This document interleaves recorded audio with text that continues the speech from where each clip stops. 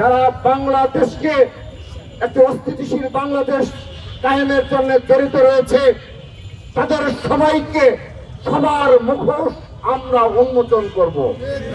কন্যা সন্তান হওয়ার কারণে তাদের হৃদয় ছুঁয়ে যায় না। বিএনপি নেতার কন্যা সন্তান হওয়ার কারণে তারা এই বিষয়ে প্রতিবাদ হয় না। আমরা ধিক্কার জানাই এই ধরনের মানসিকতার। আমরা অবগত রয়েছি যে তারা এই ধরনের মানসিকতায়, এই ধরনের বিকৃত মানসিকতায় ধারণ করে তারা একটি বিশেষ গোষ্ঠীর এজেন্ডা বাস্তবায়নের জন্য তারা লিপ্ত রয়েছে। তারা সত্যিকার অর্থে মানবিক নয় এবং তাদের মধ্যে কোন মনুষ্যত্ব বলে কিছু নেই। এটি আবারও এই আয়েশা আক্তার এবং এই বিভূচন্দ্র দাসকে যেভাবে পুরী হত্যা করা হলো, তার প্রতিবাদে আমরা দেখেছি তাদের কোনো অ্যাক্টিভিটিস নেই। আমরা ধিক্কার জানাই এ ধরনের সমাজ ব্যবস্থা কায়েমের জন্য যারা চেষ্টা চালিয়ে যাচ্ছে, এ ধরনের উগ্রবাদ, এ ধরনের মব কালচার যারা প্রতিষ্ঠায় লিপ্ত রয়েছে, তাদেরকে প্রতিরোধ করার জন্য, তাদেরকে প্রতিহত করার জন্য আমরা সর্বশক্তি নিয়োগ করব। ছাত্র দল সর্বশক্তি নিয়োগ করে তাদেরকে প্রতিহত করবে ইনশাআল্লাহ। সংগ্রামী উপস্থিতি, আপনারা দেখেছেন এই উসমান হাদি যখন প্রথম যেদিন শুক্রবার জুমা নামাজের পর তাকে হত্যার উদ্দেশ্যে কাপড়চিত হামলা হলো, তার ঠিক পর আমরা দেখলাম সরাসরি আমাদের বিএনপির স্থায়ী কমিটির অন্যতম সদস্য মির্জা আব্বাস ভাইকে ইন্ডিকেট করে আকারে ইঙ্গিতে, আবার কেউ সরাসরি একটি বিশেষ সেই দীর্ঘ 1.5 বছর যাবৎ তারা এই দেশে বিশৃঙ্খলার সাথে জড়িত, বাংলাদেশের স্থিতিশীলতা অস্থিতিশীল পরিস্থিতি কায়েমের জন্য যারা লিপ্ত রয়েছে, তারা 5-10 মিনিটের মধ্যে তারা সোশ্যাল মিডিয়ায় স্ট্যাটাস দিয়ে দিল যে এর সাথে নাকি বিএনপি জড়িত। শুধু তাই নয়, তারা সেই ধরনের মানসিকভাবে আজকের দিন পর্যন্ত তারা সেই তাদের যে সোশ্যাল মিডিয়া প্রপাগান্ডা তারা কিন্তু সংশোধন করেনি। তারা যে প্রক্রিয়ায় ছাত্র সংসদের অর্থাৎ ডাকসুর নেতৃত্বে নির্বাচিত যে প্রক্রিয়ায় হোক না কেন, আমরা তাদের এই মানসিকতার ধিক্কার জানাচ্ছি। আমরা তাদেরকে বলে দিতে চাই, এই দিন নয়, আরো দিন আছে।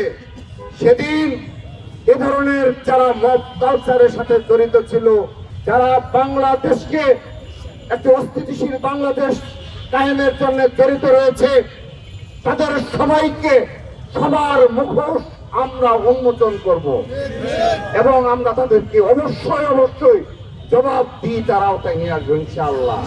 আমরা অবশ্যই জবাবদিহিতার আওতায় নিয়ে আসা হবে। প্রিয় উপস্থিতি, আজকে ধর্মের নামে বিভেদ তৈরি করা হয়। বাংলাদেশ একটি মুসলিম প্রধান দেশ, এখানে মুসলিমদের সংখ্যাগরিষ্ঠতা রয়েছে, এখানে তাদের ধর্ম হল ইসলাম। সেই ইসলামকে তারা বিভক্ত করতে চায়।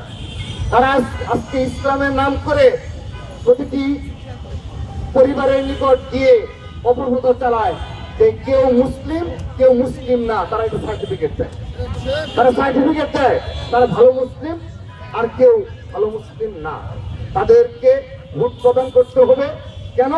কারণ তারা ভালো মুসলিম, ভালো ইসলাম কায়েম করতে চায় এবং বাকি যে 40%, 50%, 60% ইসলাম ধর্ম অনুসারী তারা ভালো মুসলিম না। তারা বেহেশতে যাবে কিনা তারা শুধু সন্দেহ পোষণ করে। অর্থাৎ এভাবেই পুরো মুসলিম বিশ্বে আজকে বিভেদ তৈরি হয়েছে। এভাবে ইসলামকে কেন্দ্র করে যেখানে রাজনীতি হয়েছে সেখানে মুসলিমরা বিভক্ত হয়েছে। এই বিভক্তই বাংলাদেশের স্বাধীনতা সার্বভৌমত্ব হুমকি স্বরূপ। আমরা তাদেরকে স্পষ্টভাবে বলে দিতে চাই, বিএনপি একটি গণতান্ত্রিক রাজনৈতিক দল এবং তার সহযোগী সংগঠন হিসাবে ছাত্র দল গণতান্ত্রিক মানসিকতা পোষণ করে বিদায় কোনো মব কালচারের বিরুদ্ধে সরাসরি প্রতিহত করেনি।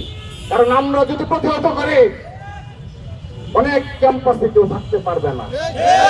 আমরা যদি তাদের মতো করে মব কালচার প্রতিহত করতাম, তাদের যে অপরাজনীতি তা আমরা নিজ হাতে প্রতিহত করতাম, একটি ক্যাম্পাস স্থিতিশীল থাকতো না। আমরা সেই জন্য ধৈর্য সহনশীলতা পরিচয় দিয়েছি। আমরা ছাত্র সমাজের নিকট অনেক সময় আমাদের অপদস্থ করা হয়েছে মিথ্যা প্রপাগান্ডার মাধ্যমে। এই সকল ছাত্র সংসদ নির্বাচনে তাদেরকে বায়াস করা হয়েছে। স্টিল নাও সেই প্রচেষ্টা অব্যাহত রয়েছে। তো যে বিষয়টি বলছিলাম, ধর্মের নামে এ ধরনের বিভেদ তৈরি করে তারা নিশ্চয়ই বাংলাদেশের কখনো ভালো চায় না। বিএনপি ভারপ্রাপ্ত চেয়ারম্যান জনাব তারেক রহমান, তিনি আজ থেকে প্রায় 2.5-3 বছর আগে 31 দফা প্রণয়ন করেছেন। তিনি 31 দফার মাধ্যমে তিনি বলেছেন তিনি বাংলাদেশের জন্য একটা ভীষণ রয়েছে তার। যদি বিশ্বের প্রতিটি রাষ্ট্রনায়কের, প্রতিটি রাজনৈতিক দলের একটি ভীষণ থাকে।